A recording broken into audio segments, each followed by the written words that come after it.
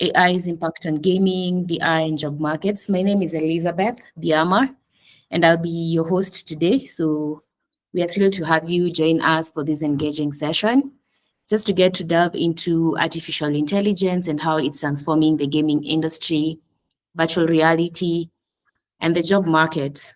So before I begin, or rather before we get started, I'd like to just let you know of a few rules of engagement. First is to encourage you to participate actively in today's session. Feel free to use the chat function to ask questions and share your thoughts and just get to interact with us using the chat function. There's someone who'll be getting to check on the chat and just get to follow through the conversation right there. If you have questions that, or rather you would just want to speak, you can as well raise your hand and request for a mic, and then you would be granted that. And then lastly, I would also like to let you know that this session is being recorded. So in case you miss anything, or rather in case you want to follow through the conversation afterwards, you will be able to find it possibly on YouTube, or it will also be shared to everyone's email. Well, so today we are honored to have an industry expert by the name Daniel Getachew. So I'll go ahead and introduce him. Daniel Getachew is a techpreneur from Ethiopia and is a visionary founder and CEO of Guzo Technologies, a dynamic startup based in Ethiopia. With a bachelor's in computer science from Mada Walabu University and a master's in software engineering from Adama Science and Technology University, Daniel possesses a strong educational background. He's currently pursuing his PhD in AI and robotics from Addis Ababa Science and Technology University. At Guzo Technologies, Daniel leads a dedicated team focused on developing innovative solutions in IoT and robotics, including the Guzo Map XR Studio, offering an immersive experience targeting the future of tourism education technologies.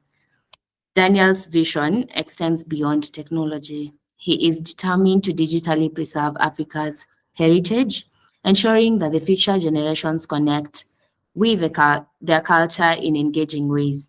Recognized for his contributions to the tech industry, Daniel, along with his team, won accolades in national and international ICT competitions, with notable projects like the Battle of Adwa VR experience, highlighting Ethiopia's historical triumphs.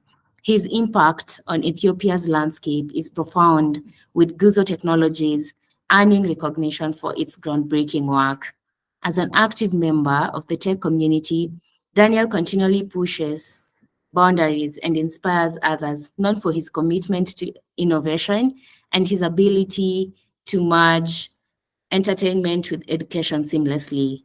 Daniel's dedication to leveraging technology for positive change is evident in his efforts to make a difference in his community and beyond. With his passion for technology and his determination to create a better future, Daniel Getachew is a true pioneer in the industry. So without further ado, let's give a warm welcome to our honorable guest. You can use a thumbs up on, or rather an emoji, just to welcome him to our session today. And Daniel, if you're here with us.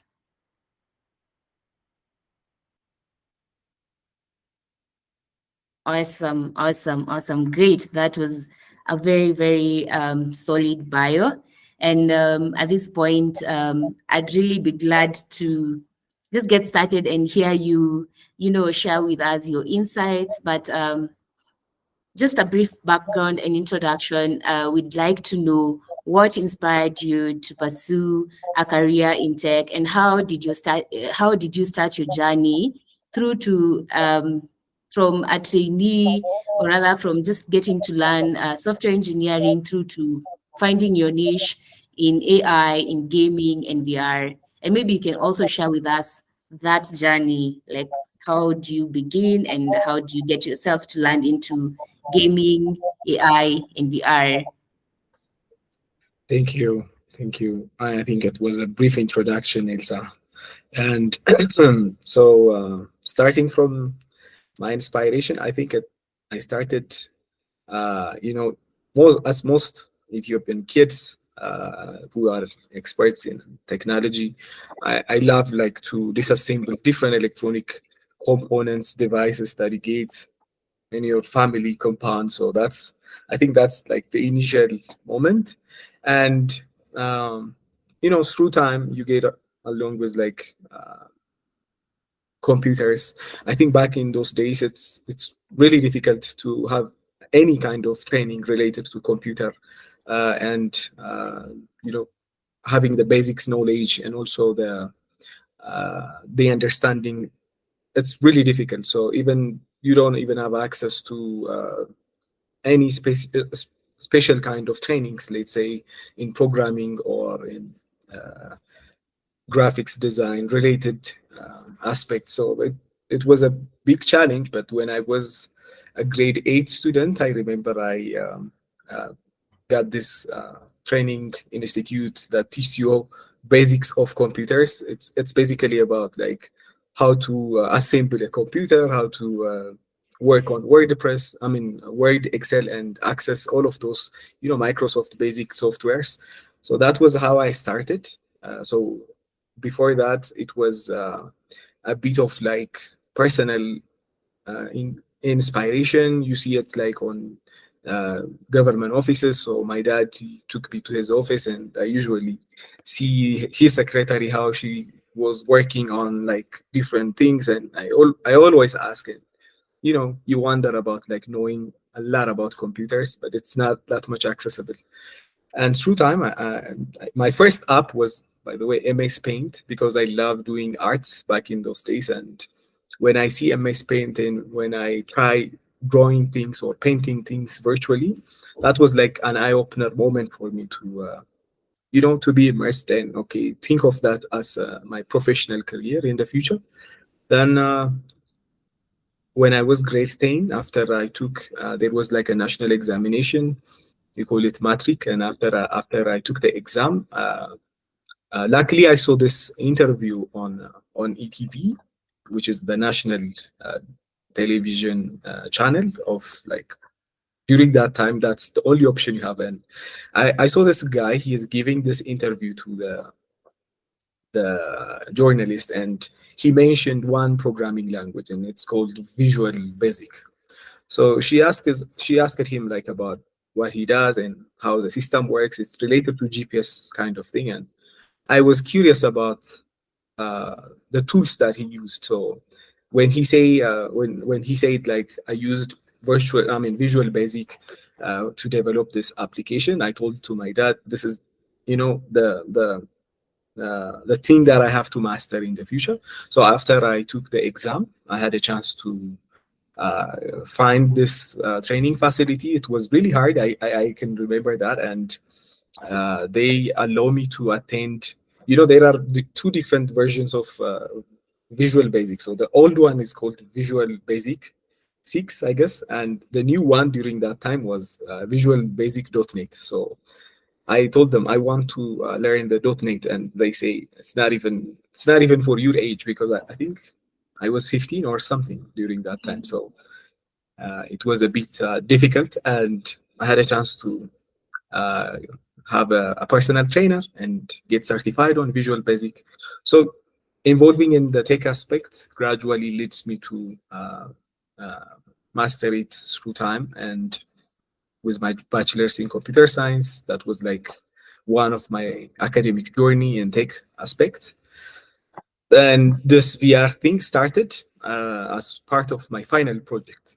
And I was curious about the technologies to keep our heritage, because during that time there was this Syrian war, and those terrorists were destroying, 4,000 years of all heritage sites. And there is nothing you can do about it. So I was asking myself, it's a matter of time, and this type of issues will emerge somewhere in Africa.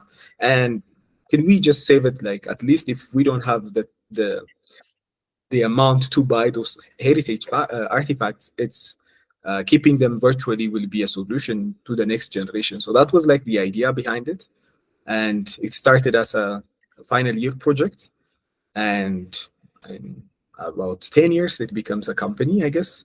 And now I think I formed a company called Guzo Technologies that does all of this experiential immersive experience kind of projects along with my team, and people who are aligned, people with the vision that is aligned with me. And we are working towards like saving our culture heritage sites. So it's more likely not limited to the Ethiopian context, but just to keep our heritage in general in Africa. So that's what we are doing.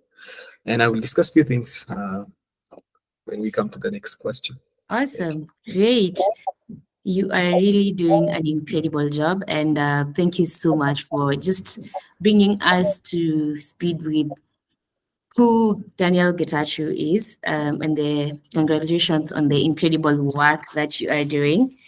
So now I have heard you talk about a few tools, Visual Basic and all that, but I would like you to break down the specific skills for us to get into AI, gaming, and VR. I know we have a few, I can see people here on our community who are actually pursuing careers in AI and are interested to get into like the VR and gaming. And you know that that is one of the current trends that is Yeah. really taking over the industry in tech right now. And possibly we might just not know where to find our footing, especially when it comes to gaming and virtual reality and where it's headed. So maybe you can just get to break it down for us, like what is it? How do you get started? What is the specific things you need to learn and build up on to get there? Okay, so I think it's a good question. So we heard about this VR, XR, AR, AI, on gaming. So I think I can connect it like, how do we feel when we hear about, or when we see this, the idea of game in general? So games, I think previously, back in like those days, I can say it was meant to be like for entertainment. So usually our parents, they say, okay, if you are playing game, you are not focusing on your education, and it will affect your way of maybe being a creative person or anything. So it was not encouraged by our teachers or families. But if you see how the generation is changing from time to time, things are becoming now gamified. So gamification is now, it's like a spicy thing that you add to the any subjects or any trends currently, especially when it comes to education. So the idea that when we think of games in general is not to develop something for entertainment, but to put the concept of games, which is like for people who are doing perfect or for achieving the mission, you reward them. And for anyone who violates any certain rules, they get some kind of penalty. So that's the idea of games. So now you can adopt this concept to education. Instead of grades, gamified education will change the future. So those are like the ideas, and it touches every sector. Coming back to like the world of XR in general, I will define them like one by one. But the reason why we need the virtual experiential kind of engagement, because that will be the future. I believe, personally, I believe it will be a matter of like few years, 3 to 5 years. We start to see a lot of glass-based gadgets that we wear usually, like we have I think most of us, we own a smartphone gadgets, we have airports, we have different kind of watch, smartwatch. But these things will be, they became obsolete, and uh, gradually they will be out of the market. That's like the idea, and the future is Web3. and I hope most technical people will understand what's the concept behind Web3. Things become decentralized, and the way to access information will be a bit, tweaked. And instead of scrolling, instead of browsing this 2D world, it will be engaging like virtually. There is a concept called virtual presence. So for that, this new type of virtualities emerged. So we call them virtual reality, mixed reality, augmented reality, and the umbrella for all of those three is also, it's called XR. It's a big space. It covers not only those three different worlds, but uh, if you are creative, if you have any kind of updating or upgrading the concept of this three different spaces, it will be categorized under XR. So you might create, you might have your own ideas that you can integrate with virtual world. You could develop some kind of new hardwares. So we call them, let's say, I can give you one example. It's called haptics. So we have this haptic suits that gives you a sense of touch. So all those things will be categorized under XR. So now, VR, we hear it a lot, but it's not a new thing. Augmented reality is not a new thing. We know it like since the U.S. military, they have it on their cockpits inside the jets, on the military jets. So that's how they aim and shoot their enemy. So the technology was there, but the only new concept is now the evolution and the trending technologies behind XR. So for example, virtual reality, we used to play games.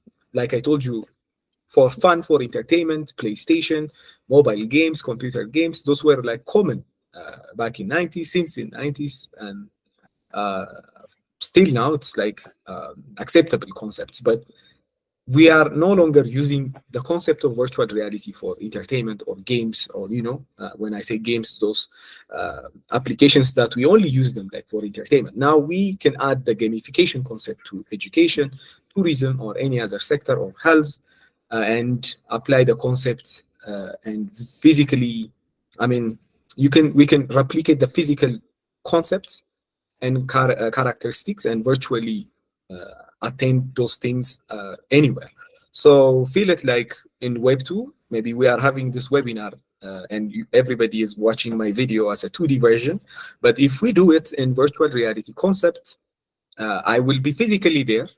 You can just see me as if you are in front of me in a physical world or in the actual world.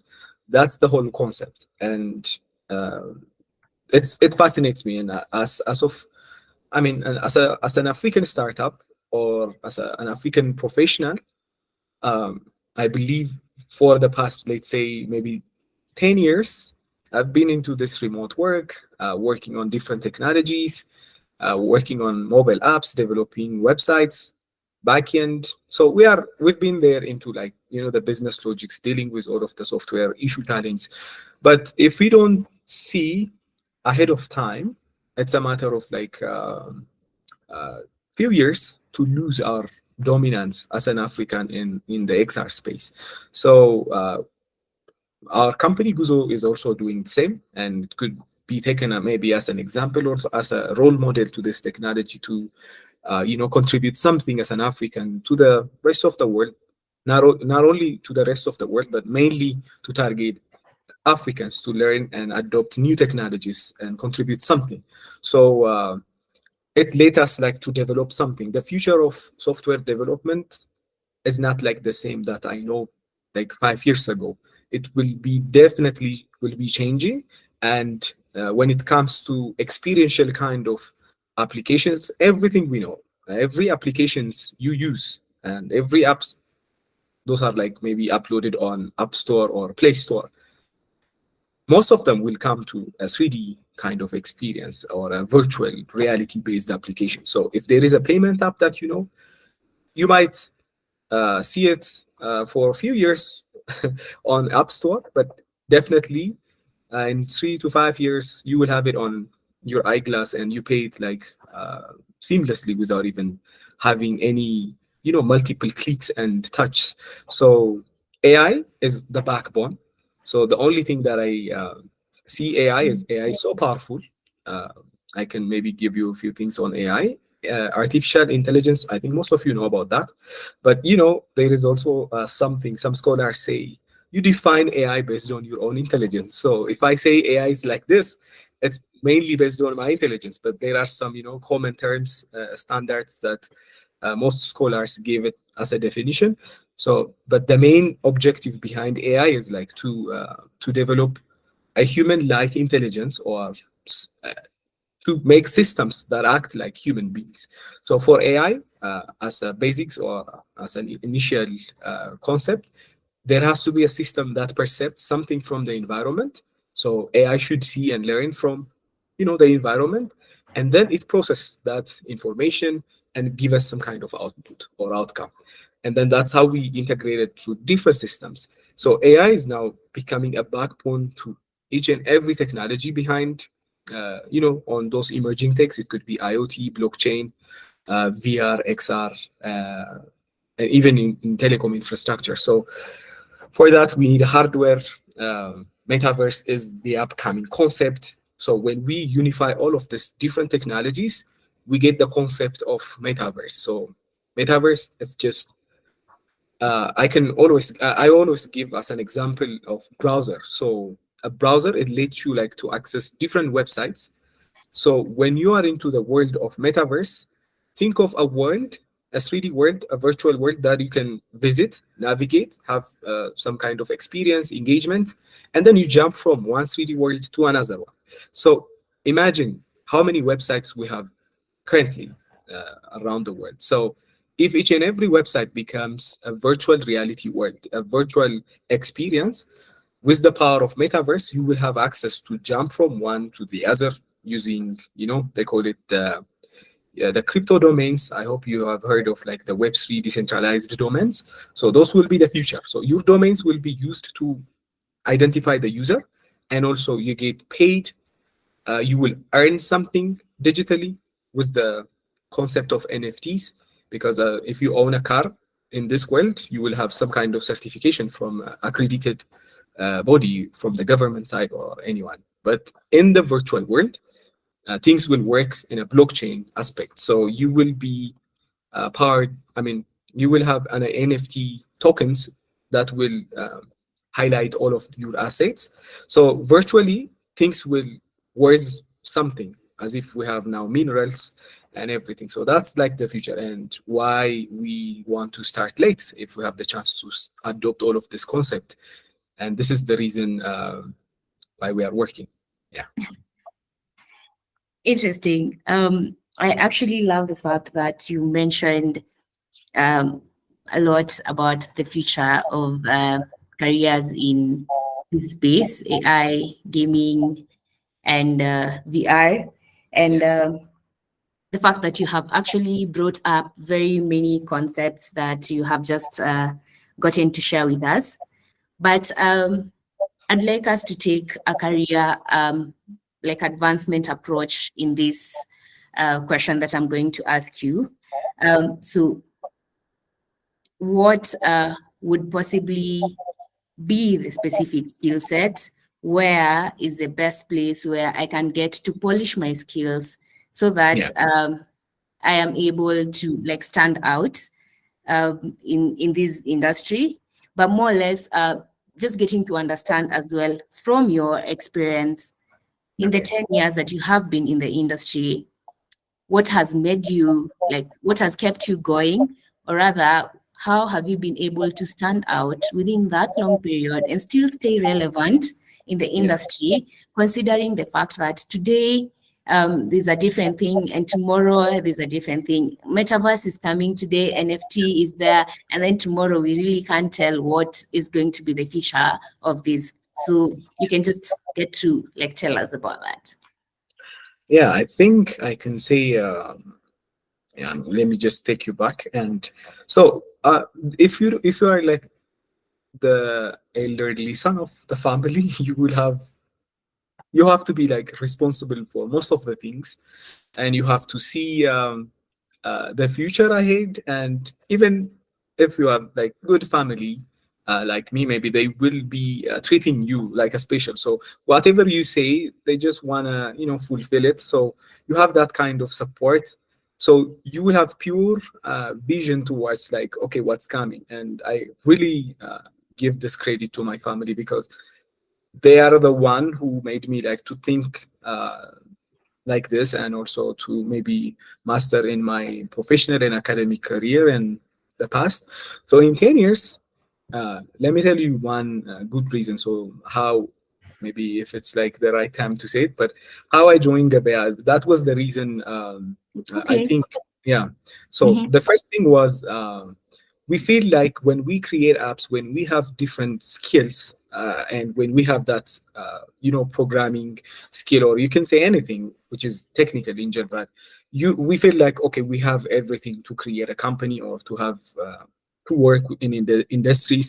And during Gabea, well, I mean, when they announced this whole program, when Gabea starts the whole program in Ethiopia, the first thing that I heard from Amadou was he was giving the professional uh, concepts, or the professional soft skills that we have to integrate when we create a company, when we engage our skills in different industries. Because graduation is not a big deal. We graduate from any universities.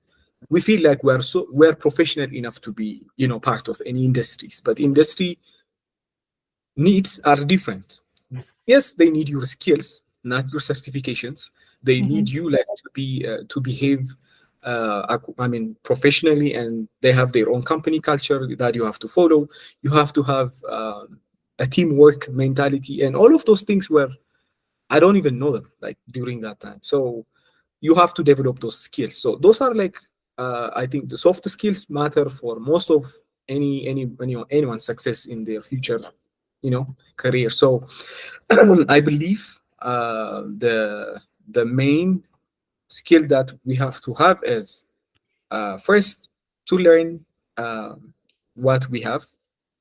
Let's say if we want to be a web front end engineer, we have to know the tools, we have to know the trending technologies, we have to have maybe an expert or a mentor on those skills. And I personally, what I do when I start learning new programming language or new things, I will create a sample application on like by my own, and then I try to just learn all of the steps, not trying to copy and paste the tutorials, but create something that will be maybe released for free, or maybe texted for free, or I put it on my GitHub. Or that's like the way that I learn new skills in the programming aspect. And then uh, gradually you will adopt like all of the technical challenge. You will need how to communicate with communities, with different tools, and you will have access to see how others overcome their technical challenge. So being part of a community and having access to different community events will definitely help.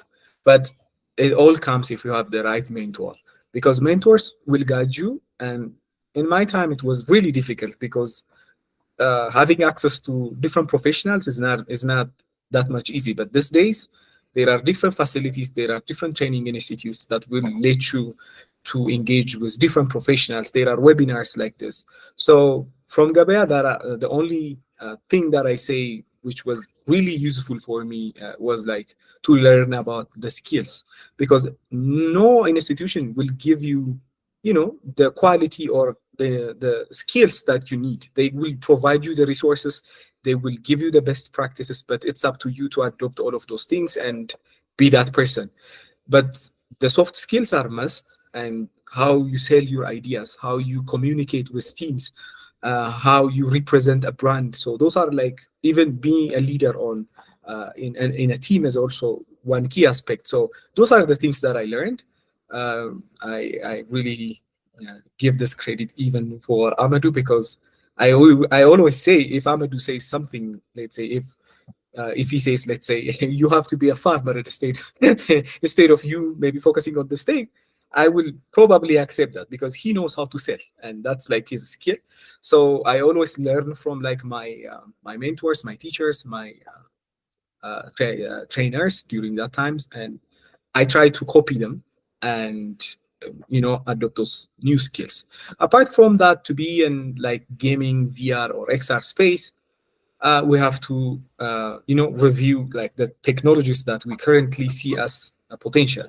So for us, gaming technologies or game engine technologies like Unreal Engine and Unity are like the best, because usually these technologies were known for their game development, but currently we are using same software technologies to develop VR and technologies for, let's say, electric vehicles. Most people think when we discuss about like programming language and website softwares, they think of web, mobile phone, or any other technologies which are like common to to the end user. But we have to develop softwares for elevators. We have to develop softwares for cars.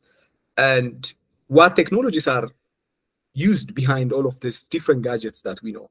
So I think Africa is not in that space. I can clearly say we are into like in the industry aspect of it, on building websites, on building applications. But if we are not adopting all of those different software technologies that we use to develop something, let's say hardware, firmware, we will lose, the upcoming pending technologies, let's say in IoT or metaverse or blockchain, drone technologies. All of those things, they have their own specialities and criteria to have to develop those things for the industry. But the main thing is like Unreal is becoming, in our company and also in my personal opinion, it's becoming a huge software. It starting from its version 5, it's no longer a game engine technology. It's powering almost 5 big spaces: architecture, games, metaverse, EV cars, and a lot of things. So for that, this previously a single individual, a single programmer could learn something by his own, and he will say, "I'm a full stack developer." Yeah. But currently, it's really difficult to master everything by your own. So you have to have a team. So the first skill is like how to work with a team, and then you master something specifically targeting some part of the technology. Let's say my role in the VR technology is to work on the interactiveness, to work with like how I can connect my own design or our own like different gadget with the virtual world. So the coding part and all of those technical parts will be like my responsibility. But I have another team that does something critical, or a very big portion of that concept will be like maybe to develop the 3D models, to do the texturing part, to do the level game design. So there are different concepts and different talents, because we are replicating the actual world to the virtual world. So basically you have to have all the skills that you know in the actual world to be replicated in the virtual space. So if I'm not a musician, if I'm not a poet, I can't do that or bring that concept to the VR, because we need real artists and real architects to design something. Like if we have a building, if we have a virtual museum, the scale and all of the ratio should match with the actual buildings that we know. So it's supposed to be like on the optimal scale. For that, you have to have a professional. So we have architects, we have professionals, modelers, 3D modelers, sculptors, texture artists, animators. So those are like different skills, but now it's becoming, essential in the development of metaverse. And AI is, of course, that's also one of the key thing. Currently, mostly when we say AI, we are adopting others models for our own use cases. Let's say we can integrate ChatGPT to any kind of applications that we develop. That's one way of adopting AI. But the rest is we have to create ours. If we have the next ChatGPT from Africa, okay, what do we need for that? Do we have the infrastructure? Do we have the skill set? So those are the things we need as a skill. Yeah. Very, very insightful. The skills are very important, and I like the fact that you even got to brought about the aspect of networking and getting to participate in communities to meet the people who are basically doing the same thing. Yeah. So again, and I also like in finding mentors, I want to believe that if you're looking to join into a specific field, you can always reach out to industry professionals on LinkedIn and just get to, like, shout, send out a DM or something, and they'll be able to just get back, reach out to you. And that's how you build Yeah. your own network, how you get to, I mean, reach out to people who are going to help you, mentor you, especially in this thing that is such a trend, and we really can't tell what the future is as at now. So we say the future is really now and not, later. Yeah. So yeah, and also just to encourage everyone to learn how best to express themselves so that they can be able to, sell their value proposition well. Because I mean, for you to build a robust professional brand and Yeah. stand out like Daniel in the industry for a whole 10 years, and just to be able to, communicate what you believe in and your value proposition well, then you also need to understand your um when I mean your value proposition very well. So if you have any questions as well, you can just use the chat box and ask us. But Daniel, we are not done yet. So I have a question from one of us here who says, um, okay, what's the question? How to be prepared for those big changes? Let me just confirm the question. It's around metaverse. He says how to be prepared to those big changes. I talk about metaverse. I think the question is around being ready for the future. Like, how do you get to stand out with what is happening in terms of like gaming, VR, and AI, and in this case, metaverse. So yeah, you can just get to let us know about that. Yeah, so it depends like on the type of person who's asking this question, and if we are a technical person, or are we some kind of tech enthusiasts that we are looking to be part of this world? Because for both of these two different experts, the So way, just yeah, interject you. yeah, So the person is actually in AI. He okay, works for an AI company. So I think then, perfect. yeah. So I think currently the way to apply AI in this metaverse is still on experiment because metaverse is not ready yet, and I can say there are a lot of criteria to have that full concepts of metaverse to be uh, to be launched as part of this industry related use cases. It needs really big infrastructures. It needs to redefine everything. Let's say the way we store files, the way we have engage, because we have to have a fully blockchain environment, and everything should be built on top of a decentralized concept. So we are not ready. So if we are looking to see something right away, it might take us some time because we don't have the right infrastructure. The current fastest technology that fastest connection that we have is I think 5G and maybe 6G in coming few years. That will never be even enough for the future, for the metaverse, because the way we store files and the way we engage or exchange files will be huge when it comes to the metaverse space. And everybody is developing and upgrading the concept and doing some academic research, so it's not ready. But what it takes to we have to be prepared. We have to get ready for this upcoming change. For that, maybe starting from the virtual reality realm is like essential. And the reason why I say that is uh, it's a matter of time. I feel like as an African, what do we own? We don't have like a hardware manufacturer like Apple or Google or any of those things. Each and every company, big companies, tech giants, they have their own VR departments. So Apple Vision Pro, they recently announced, right? Apple recently announced the Apple Vision Pro after Yeah. they waited nearly 8, 9 years. So why they every company is now doing their research, releasing their own hardware? What are like their focus points? how do they want to control? Because previously they were announcing and releasing smartphones. Now they see the trend.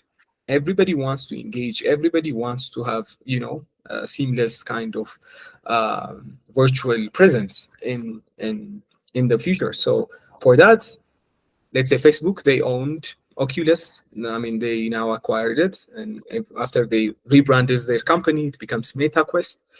TikTok, they have their own wing. They also, I think, adopted a company called Pico VR. It's really becoming very big company in terms of like even the features they have. It's a Chinese company. Most of the rest of the world maybe didn't know about that one, but Pico VR is doing really amazing thing when it comes to the headset evolution. So those companies are now working on the research to minimize the size, the form factor of the headset, and it will become gradually a glass or something that we wear it like all day.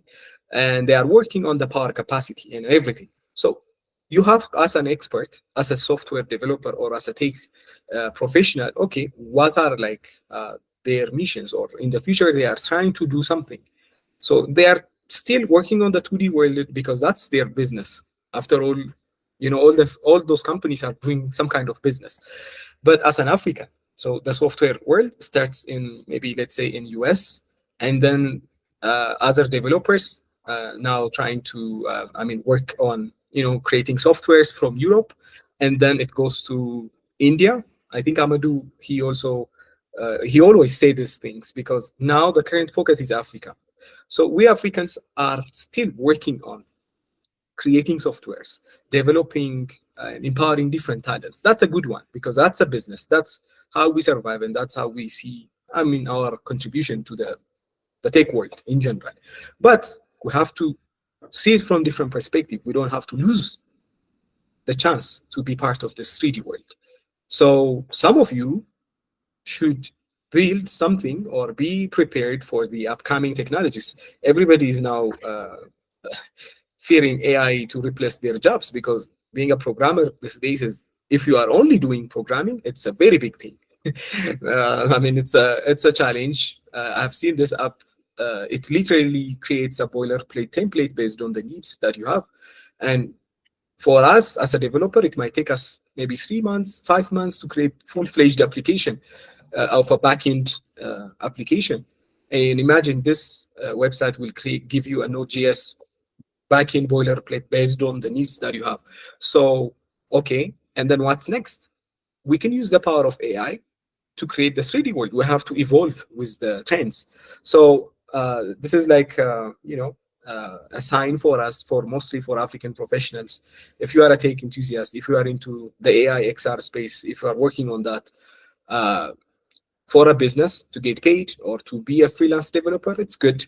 But if you see the impact, if you don't want to lose the chance, or if you want to make Africa like one of the leading, or at least to have a big market share in this upcoming technologies, we have to work and build and get prepared or customize the technology to match with our standards and community, acceptance. So there are AI platforms which only work for foreign countries, not in general for Africa.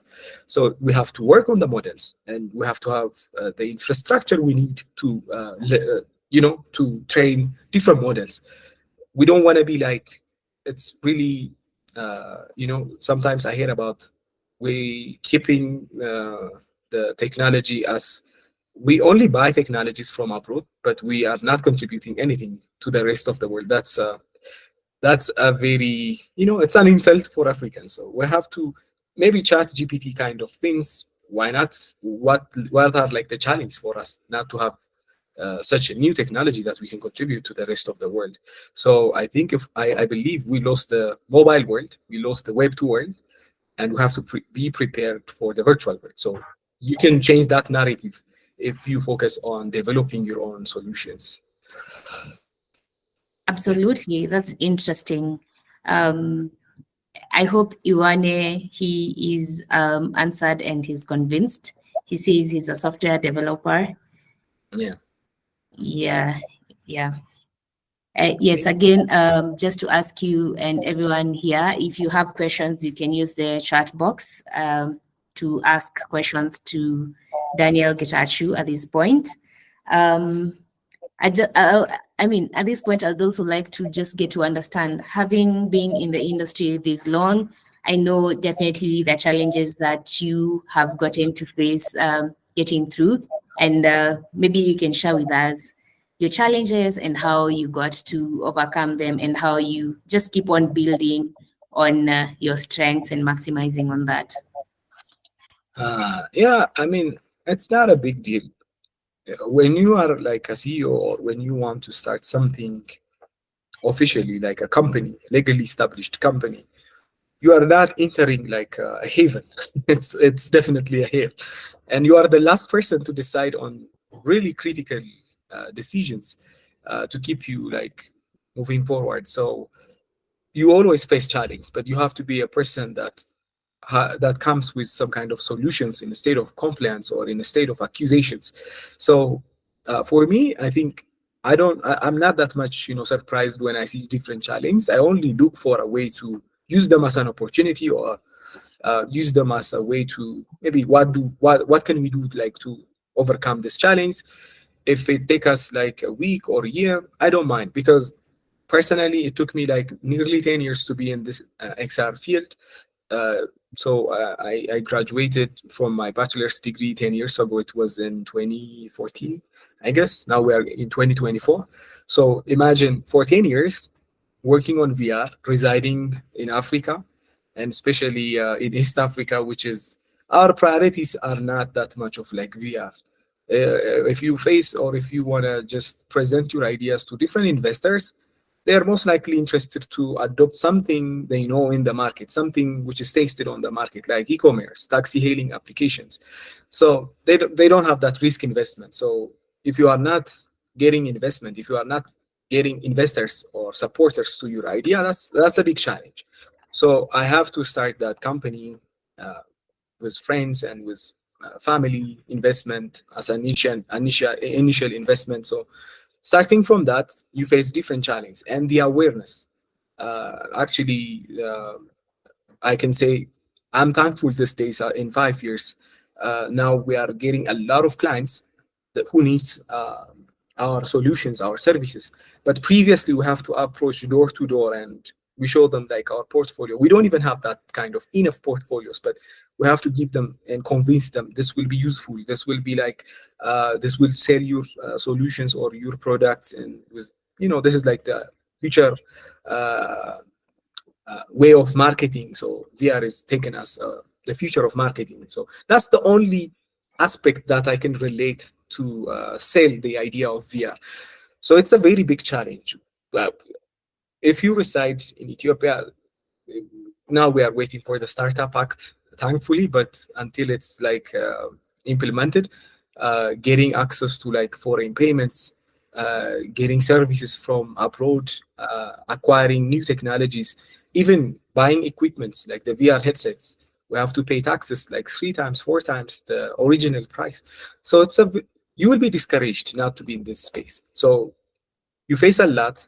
The awareness is that not it's not that much. I mean, uh, accepted by the community. So we have to gradually give.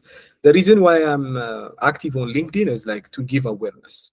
Obviously, 90% of my post is about XR and VR and our portfolios, our successes. So the challenge, yeah, we keep it we keep it to our own with my team, but I usually share that on different medias and podcasts, because sharing the challenge is also a good thing, but I'm not that much interested and give it like a big place in my Yeah. professional career. It doesn't help out that much. Mm. You have to be a person, not to you know back down for any challenge. You have to overcome them. You have to learn. You have to have an expert in advisors, especially in business world. You are not an expert. I'm a technical person. I'm not a businessman. I learned this business because I want to sell the idea that I have. So I have to ask successful entrepreneurs, some other professionals who are not in uh, the whole this XR or VR world, but they give you the way to overcome those challenges. and I'm always open to learn from them, and also get some feedbacks whenever I have new ideas, because a business is not it's not your product, it's not your solution, it's more beyond that. So you have to have a team, you have to know how to manage finance, you have to know a lot of things. So that's how I overcome my challenge, and I'm still learning.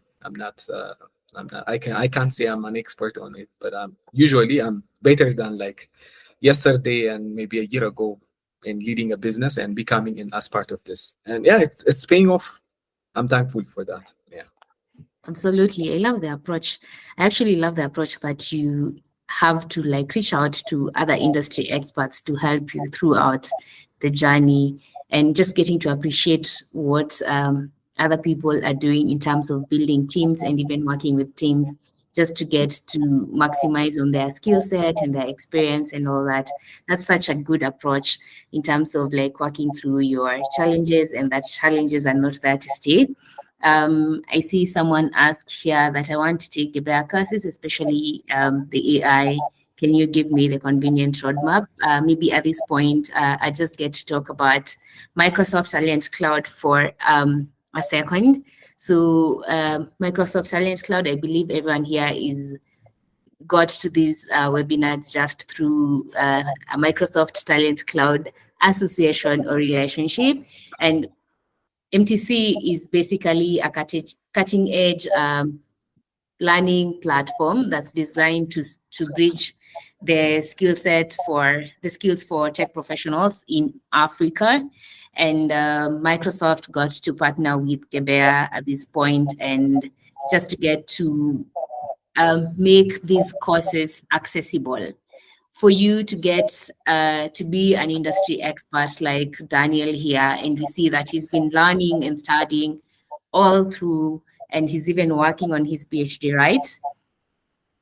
Yes. Yeah, yeah. So, I mean, these are skills that you really need to upskill every other time. And so, we also partnered with O'Reilly at this point, and O'Reilly is a learning library with over 66,000 learning materials, be it audiobooks, books, live videos, live sessions where you're being trained and taught on tech skills. And it has like close to 4,000 courses on diverse tech topics. So whatever you want to learn, if it's product, if it's gaming and AI and VR and everything artificial intelligence, just because right now, especially in Africa, we don't know where to get ourselves to learn AI. So this is a consolidated platform where you can get all the AI skills that you want and get relevant certifications from Microsoft. And at this point, we also have free Microsoft vouchers. So you get to take practice tests on O'Reilly. Once you finish your practice test, we get to see that you have done your practice test and we allocate you a voucher from Microsoft, a free voucher. So the free voucher, you go redeem it, take the exam, and once you take the exam, you get certified. If it's Azure, if it's data science, and AI skills that are relevant to you. And so these are the certifications that you can be able to as well share them on your LinkedIn and you stand out. Yeah. And so during this period, we are actually having 15% discount. So you want to maximize on that.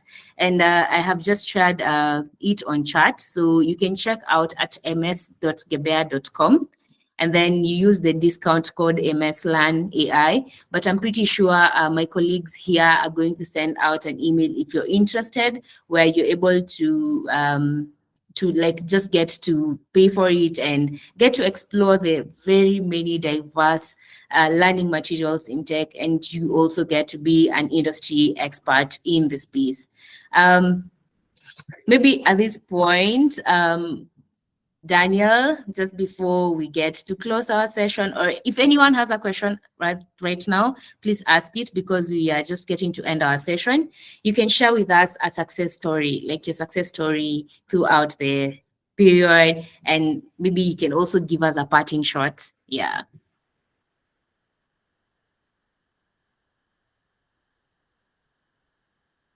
You are muted. Can you hear me? Yeah. I was. I mean, getting some noise and I muted and I forgot. Anyways, so my success stories, I think I can maybe say a few things about Gabea.